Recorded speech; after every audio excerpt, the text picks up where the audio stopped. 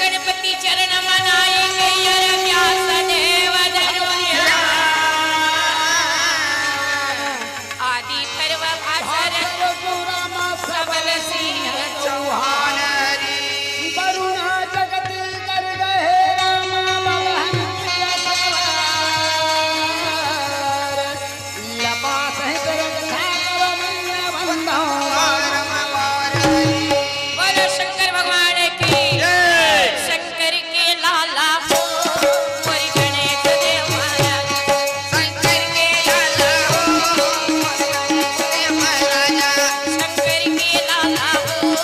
और गणेश देव महाराज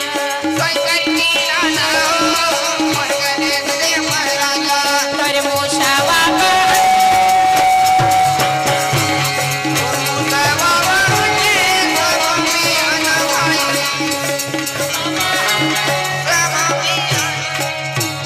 ब्रह्मलोक देखो सावित्री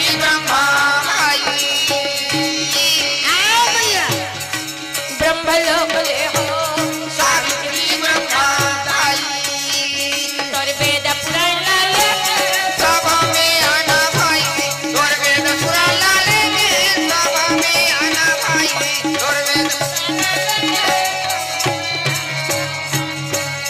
ब्रह्मलोक देखो मोटारा साथी मैया ब्रह्मलोक देखो सरस्वती मैया तोर वीणा लागत सभा में आना भाई तोर बिना लाग जमा सभा में आना भाई तोर बिना लाग जमा सभा में ब्रह्मलोक देखो मोटेवान से बाबा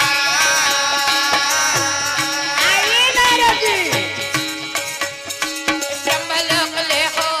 मोटेवान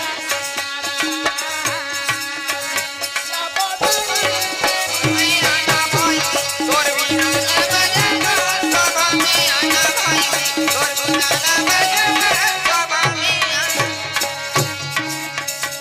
कैलाशपुरी देखो और शंकर बोले बाबा कैलाशपुरी देखो शंकर बोले बाबा तेरे डमरू सभा में आना भाई गोड़ा मरू बजमा सभा में आना भाई गोड़ा मरू बजमा सभा में आना द्वारिकापुर देखो राधा कृष्ण मोहन द्वारिकापुर देखो मोर राधा कृष्ण मोहन करगाड़ू